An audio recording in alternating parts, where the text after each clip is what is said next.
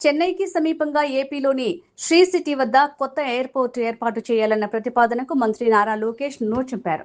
ప్రస్తుతం అమరావతి, పోలవరం, 3 ఆర్థిక ప్రాంతాల వంటి కీలక ప్రాజెక్టులపై రాష్ట్ర ప్రభుత్వం దృష్టి సారించాల్సి ఉందని తెలిపారు. ఇదే సమయంలో తమిళనాడు ప్రభుత్వం పరందూరులో ప్రతిపాదించిన చెన్నై 2వ విమానాశ్రయాన్ని భూసేకరణ, స్థానిక అభ్యంతరాల నేపథ్యంలో విరమించుకున్న నేపథ్యంలో ఈ పరిణామం చోటు చేసుకోవడం గమనార్హం.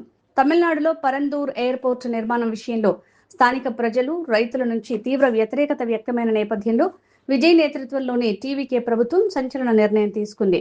పరందూరు ఎయిర్పోర్టు నిర్మాణాన్ని రద్దు చేస్తూ సంచలన ఉత్తర్వులు జారీ చేసింది. ఈ నేపథ్యంలోనే పరందూరు ఎయిర్పోర్టు నిర్మాణం రద్దు కావడంతో చెన్నైకి సమీపంలో ఆంధ్రప్రదేశ్ కొత్త విమానాశ్రయం ఏర్పాటు చేయాలన్న ప్రతిపాదనలు, సోషల్ మీడియా డిమాండ్లు తెరమీదికి వచ్చాయి.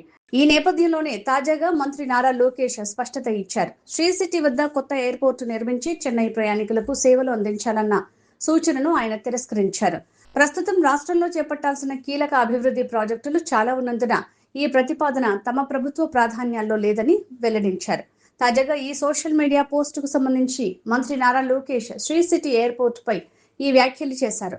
మరోసారి ముఖ్యమంత్రిగా చంద్రబాబు నాయుడు బాధ్యతలు చేపడితే చెన్నైకి ప్రత్యామ్నాయంగా శ్రీ సిటీ వద్ద విమానాశ్రయం తీసుకురావచ్చన్న సూచనకు ఆయన సమాధానమిచ్చారు. అమరావతి, పోలవరం, 3 ఆర్థిక ప్రాంతాల అభివృద్ధి వంటి అనేక కీలక ప్రాజెక్టులు ప్రస్తుతం తమ ప్రభుత్వం ముందున్నాయని తెలిపారు. వాటినే ప్రాధాన్యంగా తీసుకుని ముందుకు సాగాల్సి ఉందని లోకేష్ స్పష్టం చేశారు.